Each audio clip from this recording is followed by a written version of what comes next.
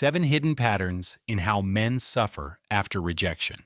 Have you ever wondered why some men seem untouched on the surface after you walk away, yet something in their eyes flickers, like a house with no one home? The silence after rejection doesn't always roar. Sometimes it implodes, quietly, invisibly. And it is in that invisible implosion where the male psyche begins its descent, not into anger or retaliation, but into confrontation with his own shadow, a place he was never taught to name, a wound he was trained to ignore. But rejection, especially from the feminine archetype that awakens something primal in him, rips open the thin veil he spent his life weaving. For most men, rejection is not merely the loss of a woman. It is the collapse of a carefully maintained illusion, the illusion that he was enough without ever looking within. You see, there are parts of the masculine psyche that only activate in the presence of a woman he couldn't possess, not sexually, but spiritually. It's not about losing her body. It's about losing the reflection of a self he hoped was real. Her silence becomes a mirror. Her absence becomes a wound. And in that space, his suffering begins. He doesn't know this, of course, not consciously. On the surface, he might laugh. He might date others. He might bury himself in work or boast about how little he cared. But his unconscious is screaming, because the part of him that she awakened, the part that longed to be seen, chosen, needed, is now left untended, unresolved, unclaimed. Jung wrote that what we do not bring to consciousness appears in our lives as fate. And in this case, rejection is the fate that unmasks the man. It strips him of the facade. No performance, no posturing, just rawness, just the boy beneath the armor. And for many men, this is terrifying. He's never been taught to grieve a loss that isn't tangible. He's never been taught to name shame or to stand in the ruins of his ego without reaching for something to destroy or someone to replace her. But here's the pattern few women ever see. He spirals in silence, not because he misses her, but because her absence confronts him with himself. He's forced to reckon with the parts of him he used her to avoid. His emptiness, his insecurity, his desperation to be wanted without truly offering emotional depth. She didn't just reject him, she rejected the persona. And that is the deepest wound of all. The persona is the mask he wears to be lovable, successful, irresistible. And when a woman sees through it and chooses to walk, he is left face to face with the hollowness behind it. That hollowness is the entry point to the underworld. The descent begins. He replays moments, words, messages left unread, things he said too soon, things he never said at all. Not because he wants her back, but because the masculine mind clings to resolution, and rejection gives none. The finality of her silence feels like a death with no burial, no eulogy, no last word. Just a disappearing act that leaves him haunted by echoes and shadows. And the truly dangerous part? The suffering of the uninitiated man turns inward, then outward. It becomes passive aggression, ghosting, rage masked as indifference, or worse, it becomes obsession masked as fate. He'll say he can't stop thinking about her. But what he really can't stop thinking about is how she made him feel something he never felt before. Vulnerable, small, unmasked. You, woman, were not just a chapter in his life. You were a mirror to his unconscious.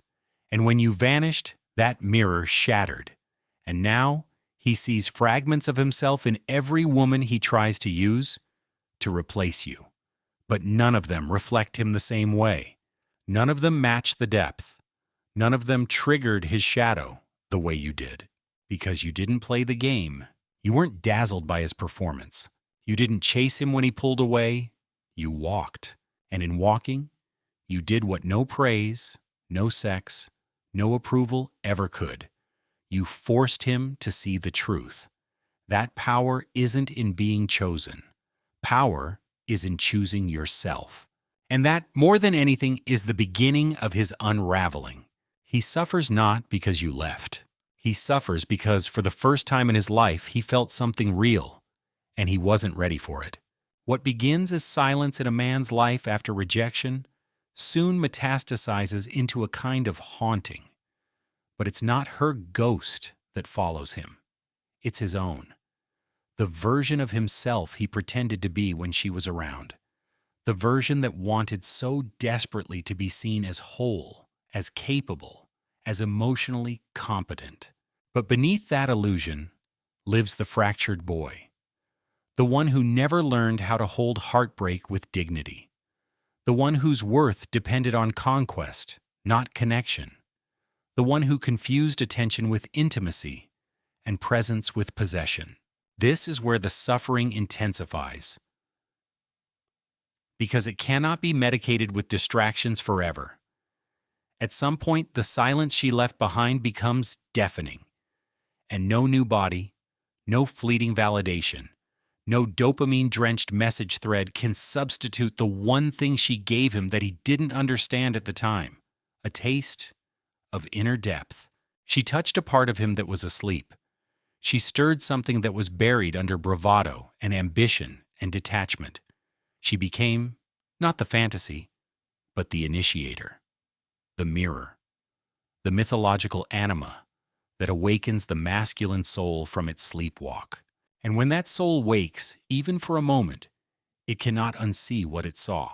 Jung called this confrontation the path of individuation, when the unconscious makes itself known, often through pain, and demands that the ego evolve, that the man become more than just a protector, more than just a provider, more than just a name or a role, that he become whole.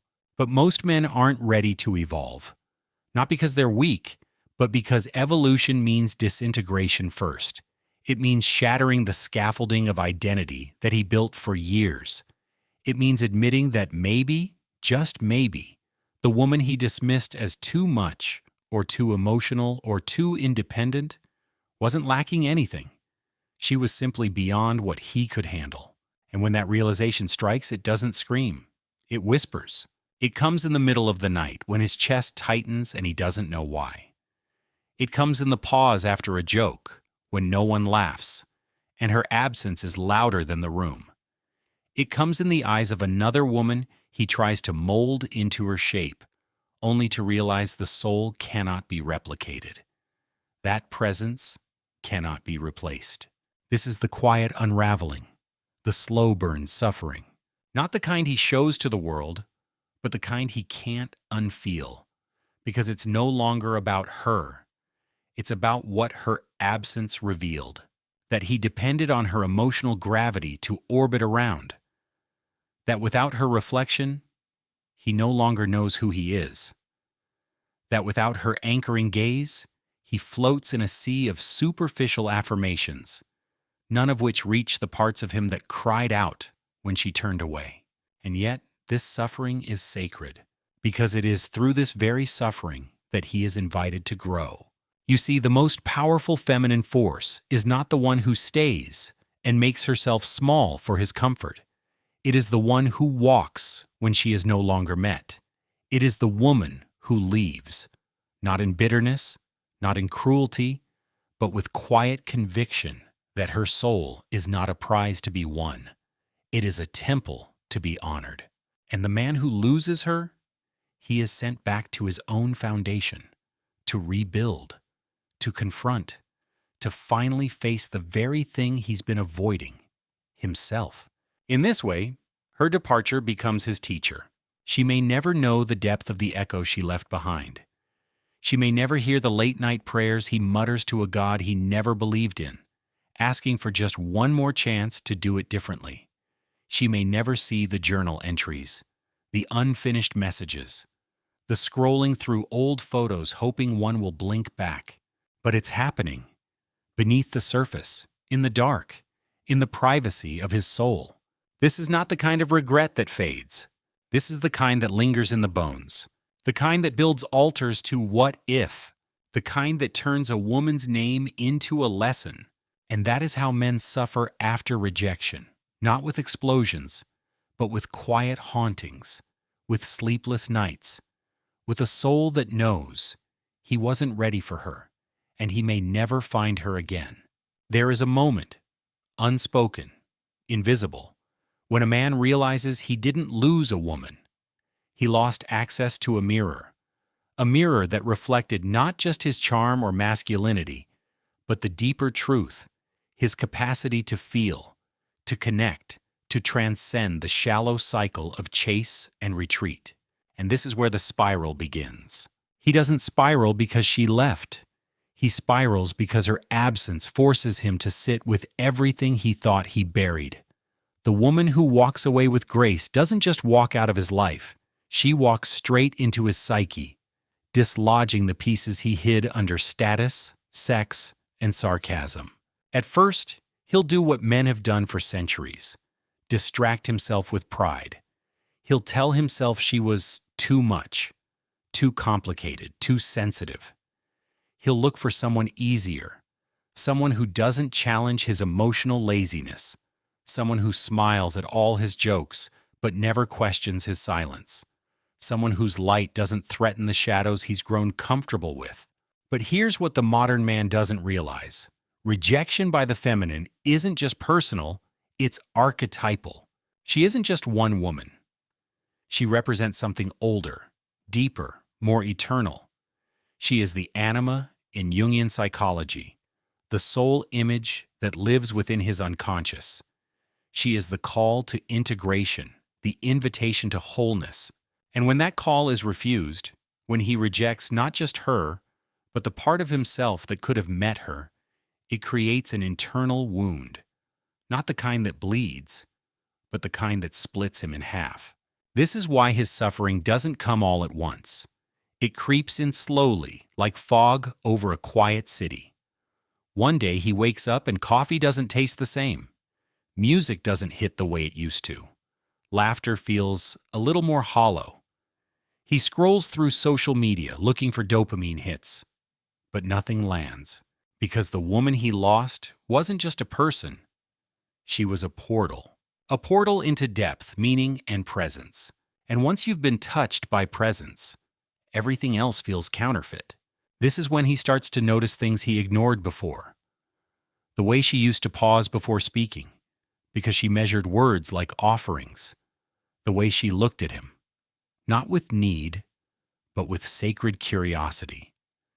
The way her silence carried more wisdom than his loudest monologues.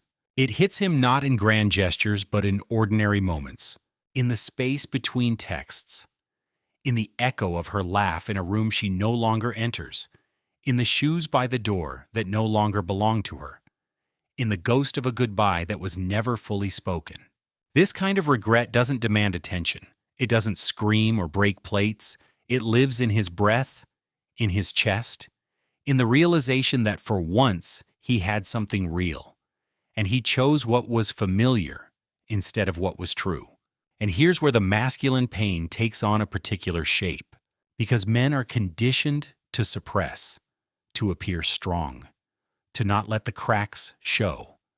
But this kind of heartbreak doesn't crack the surface. It floods the basement. It pulls up childhood memories, mother wounds, unresolved expectations. And if he's not careful, if he doesn't sit with it, it becomes bitterness, cynicism, projection. He'll tell himself that all women are the same, that love is weakness, that vulnerability is a trap. And in doing so, he calcifies, not because he's heartless, but because he's afraid to let his heart feel what it must. But some men, only some, will use this suffering as a crucible. They will stop blaming the woman who walked away. They will stop rewriting the narrative to protect their ego. They will stop chasing substitutes and start chasing truth. And the truth is, he lost her because she outgrew the version of him that couldn't meet her depth. Not because he was unworthy, but because he was unfinished. And that is the agony. Knowing she didn't leave out of spite, but out of wisdom. Knowing she didn't run, she simply rose. And he wasn't ready to rise with her. That knowledge becomes a silent mantra. He repeats it when he sees her thriving without him, when he hears her name and his stomach turns, when he catches himself wondering if she ever thinks about him, even for a moment. But here's what he'll never fully understand unless he does the work. Her absence was a sacred offering, a doorway into becoming, an unspoken promise that if he dares to evolve, he might one day meet someone who doesn't just remind him of her, but someone who evokes the man he was always meant to become. There's a quiet war that begins inside the man who's been rejected, not by a dramatic explosion of grief, but by a slow unraveling of the false identities he built to protect himself. He begins to question the mask he wore, the one made of confidence, charm, dominance, the archetype of the provider, the protector, the alpha. These masks worked in the world of conquest, but not in the realm of connection. Because the woman who left didn't reject the man. She rejected the performance. And now, in the echo of her absence, he's left alone with what's beneath that performance. Shadow. In Jungian psychology, the shadow is everything the ego refuses to see, everything the conscious self disowns. For men, this often includes emotional vulnerability, dependence, fear of inadequacy. These are not socially rewarded traits, they're buried. But rejection has a way of digging them up like ancient bones. At first he resists. He clings to distraction, to work, to conquest, to noise. But shadow work doesn't ask permission. It waits in silence. It visits in dreams. It murmurs through music, through memories, through the things that used to feel like home, but no longer soothe him. Eventually, the distractions wear thin.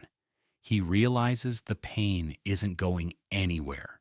This is the second pattern of suffering, the collapse of illusion. Every lie he told himself about love, about women, about himself, comes into question. He starts replaying conversations in his head, the things she said when she was still trying, the warnings, the weariness in her voice when he didn't listen. At the time, he thought she was being emotional. Now he sees she was being prophetic. And that realization stings. Because it wasn't just her he invalidated, it was the part of himself that could have met her in that moment. The soft part, the true part, the part that could have loved her the way she needed to be loved, if only he had the courage to be vulnerable. But courage wasn't modeled for him in that way. Many men grow up in cultures that define masculinity through detachment. Stoicism is misunderstood as emotional numbness rather than disciplined presence. Strength is mistaken for invulnerability rather than resilience. So when a man finally meets a woman who calls him out of his emotional exile, he panics. He doesn't know how to show up as himself because he doesn't know who that is. And this is where the third pattern of male suffering after rejection takes root: identity disorientation. He can no longer return to the man he was before her. That identity feels hollow now. He tries to revive it through flirting, performing, re-engaging old habits. But something's changed. She awakened something in him that refuses to go back to sleep. He may not admit it to anyone. He might even pretend he's fine. But late at night, when the world is quiet and the masks are off, he'll feel it. That aching sense of displacement, like he's a ghost in his own life. Present but not alive. Busy but not fulfilled. Because the woman he lost wasn't just a partner. She was a mirror, a muse, and a storm. And storms don't pass through a man's life without rearranging everything. Somewhere inside he knows this. He knows he stood at the edge of something sacred and turned away. He knows he could have chosen presence, but chose pride. Could have offered truth, but gave performance. Could have been seen, but hid. And so he suffers, not just from the loss of her, but from the loss of who he could have been with her. This is where many men get stuck. They become emotionally paralyzed. They either shut down entirely or seek immediate replacement, someone to validate that they are still desirable, still wanted, still in control. But desire is not proof of readiness, and validation is not intimacy. So the replacements don't work. The high fades. The ache returns. This is when the fourth pattern begins. Projection. He starts to see her in others. Not just her face or voice, but her essence, a gesture, a sentence, a scent. It disorients him. He starts believing maybe she was the one, that maybe he made the biggest mistake of his life. But the truth is more nuanced. She may or may not have been the one. What matters more is that she awakened the one within him, the version of himself capable of honest love. And he ran. That's what haunts him. Because deep down, every man knows the woman who truly saw him is the hardest to forget. The fifth pattern emerges not in grand gestures or dramatic outbursts, but in the subtle decay of emotional stamina, a psychological fatigue that shadows him long after she's gone. He starts to withdraw from things he once chased. He stops pursuing the women who once validated him. He finds no thrill in being desired, no pride in being admired. The game, once exhilarating, now feels pointless because she changed the stakes. She wasn't playing, she was offering depth. And depth, once tasted, makes the shallow unbearable. This is when he begins to mistake numbness for healing. He tells himself he's over her, that he's moved on. He may even sound convincing, but silence follows him. Between songs, in the pause after laughter, in the stillness of a drive home alone. He's not healed. He's haunted. He's haunted by the parts of himself that awakened in her presence, the parts he buried again the moment she walked away. Carl Jung wrote that, until you make the unconscious conscious, it will direct your life and you will call it fate. And this is the fatalism many men fall into after rejection. They begin to believe that love is not for them, that connection is temporary, that women are unpredictable, emotional, unsafe. But what's unsafe is not women. It's the vulnerability required to love them. And this is the sixth hidden pattern, the avoidance of the self. Rejection doesn't just sever a bond, it disrupts a man's narrative of who he is. If he built his worth around being chosen, then being unchosen feels like annihilation. So he avoids reflection. He avoids stillness. He avoids the mirror, because the mirror doesn't lie. It shows him the boy beneath the bravado, the boy who was once ignored or shamed or unloved, the boy who learned to armor up, to win approval through strength instead of sincerity. And now, after losing a woman who didn't want the armor, who wanted the soul, he's forced to confront just how much of himself has never been seen. Not by others, not even by him. And so begins the seventh and final pattern, the slow birth of humility. Not the performative kind, not the self-deprecating act meant to lure someone back, but real humility, the kind that breaks a man open and leaves him bare before the truth of who he's been.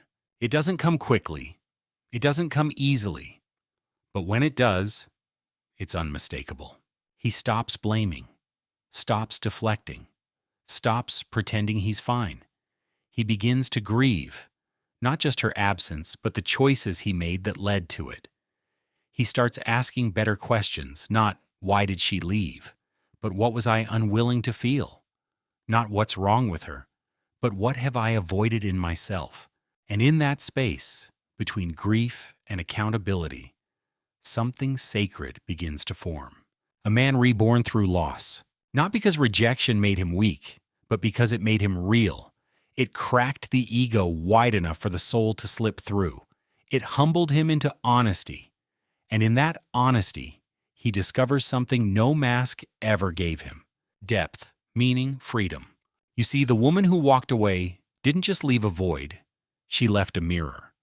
And in that mirror, he begins to see not only what he lost, but what he could become. But make no mistake, this transformation is not guaranteed.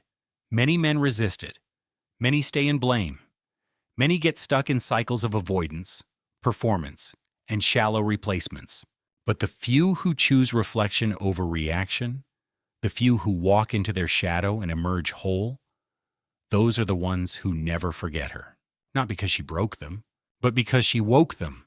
And if you are that woman, if you walked away not to punish him, but to protect your worth, then know this. Your absence was a lesson he couldn't learn any other way. And whether he admits it or not, whether he returns or disappears, whether he projects or heals, he will always carry the memory of who he might have become if he had met you with truth instead of pride. The woman who knows her worth doesn't chase, she chooses.